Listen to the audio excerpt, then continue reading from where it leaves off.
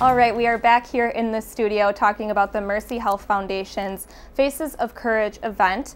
We've shuffled out our guests and we have a couple of new guests in here today. I would like to introduce Rose Lang and Liz Jansen, here to tell us a little bit more about the event itself and a story about the direct effect that it has had on a family and a life. So thank you, ladies, for joining us, and welcome. Thank you. Thank you for having us. So I've got Rose and Liz here.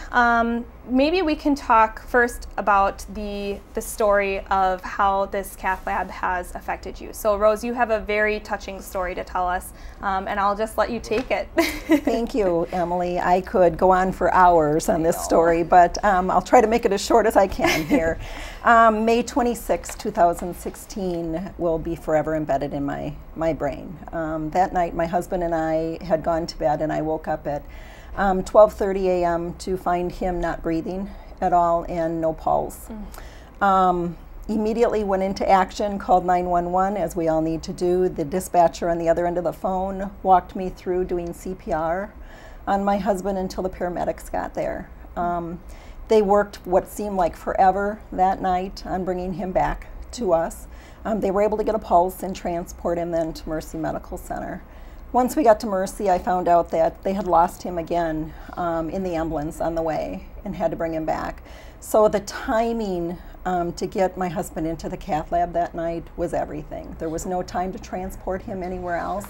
We needed to get him into that cath lab as soon as possible.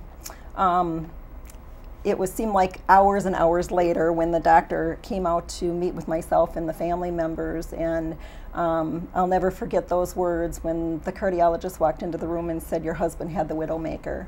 And had we not been here, he would not have been able to, he wouldn't have made it through the night.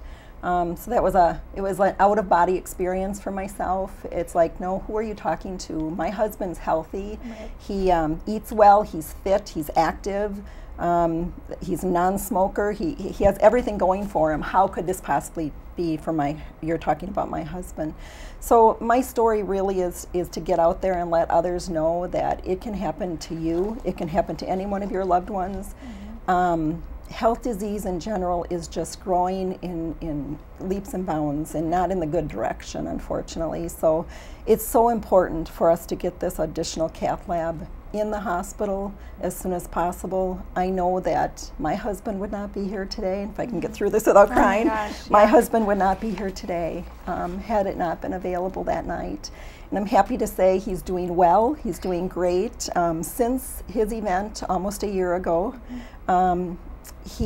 we have had a third grandchild, our first granddaughter, and my husband and that little grandbaby have quite a bond between the two of them since. So he knows he's one very lucky man to be alive. Yes. So I am so grateful and thankful to that hospital for everything they've done. Amazing. And I just don't want to ever imagine for any family to have to go through what we went through and hear that the cath lab is not free at this moment. We need to transport, because he would not have been able to, he wouldn't have made it if he had to be transported.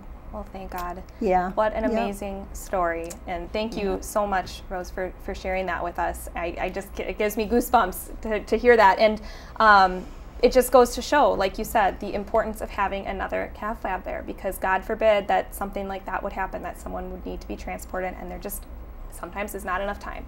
So you will be at the event. Yes. You'll be speaking and sharing your story in a lot more detail and having a lot more time to share it. And so I guess we can get into more of the details about the event itself. This is a huge event, a huge fundraising event to get that second cath lab. Now, maybe you can tell us a little bit more, Liz. We know the date time, Friday the 23rd of June at the Alumni Welcome Conference Center, but kind of go through the events, or not the events, but the things that are going to be happening throughout that evening. Right. It's going to be a wonderful evening. And one of the things that we're doing, we are using our Faces of Courage we've had area artists. We have 30 artists who have shared their talents with us, and they've actually taken frames, and they are creating frames which will have mirrors put into them, and that's why we have the name Faces of Courage, because people who are looking into them will see themselves. So those will be auctioned off. Some of those will be auctioned off as part of the live auction, and there will be some others that will be part of the silent auction. We also will be having a live auction which will include 2 trips. One of the trips is to a golf trip to California to one of the courses on Pebble Beach, and then the other trip is actually going to be a weekend in New York to go to a couple of Broadway shows. So those trips include airfare, they include hotels, they include the tickets or the golf, the carts, the rounds of golf, whatever. And then with the silent auctions will be a number of different baskets, but people will have the opportunity to come in, to bid, to help us raise that money for the second cath lab, which is so needed for our community. As Rose said, Jim was the epitome of healthiness. So, I mean, you could have seen him the day before and nobody would have guessed that he was going to have a massive heart attack that potentially could have killed him. That's such a good point to make, is like you think to yourself, well, why would I need to worry about this? This doesn't affect me. That's never going to happen to me. Listen to your story. Like, that is exactly. It affects everyone, you know, whether you think it will or not. So sounds like a wonderful evening. And as you're talking about these trips, I'm already like, okay, am I available on this day? Because I really want to go. I'd love to go to New York for these trips. These shows. If you come, you can bid, or you can have a proxy bid. Exactly. In addition to that, you're going to have hors d'oeuvres and cocktails, and addition to the silent auction, a lot of other little items and baskets and things that you can have. We have a jewelry raffle.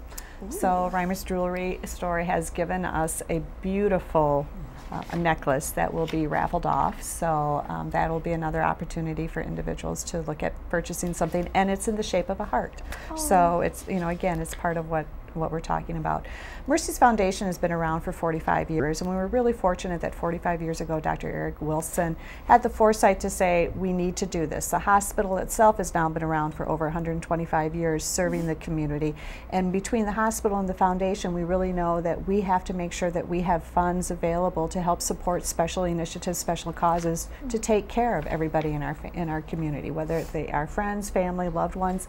We are providing the level of care that they need to have. Yes, and the foundation is such an important part of the support that makes a lot of things happen over at Mercy. Right. And so where can we find more information about the foundation, you know, whether we want to donate or if we want to get involved in, you know, volunteer opportunities, that kind of thing? Sure.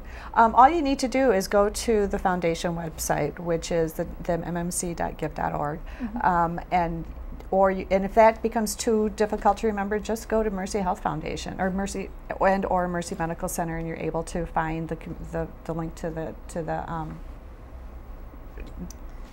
donation page. To the donation page. Right. Sorry, thank you very much.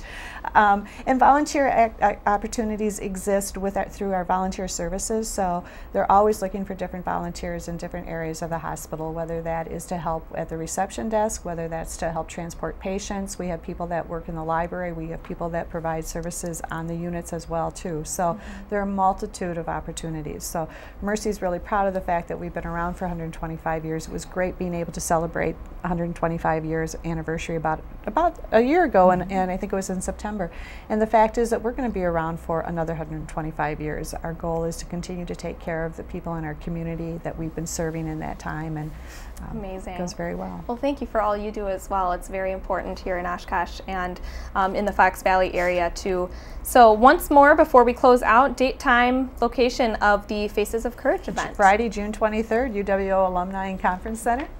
Excellent, and you can find more information on the Mercy Medical website or the Foundation's website as well. Right. And that is all the great information is there, and I'm sure another little preview of the little items that you might be able to win out there. Right. So, well, thank you so much, Rose and Liz, for joining us today, and Rose especially, thank you so much for sharing your story, and we cannot wait to hear you speak at this event. Thank you, Emily. So. Thank you. Thank you, Emily.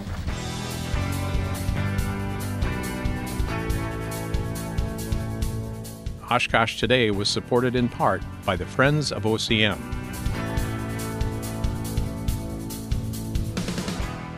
And Aurora Healthcare, 855 Northwest Haven Drive.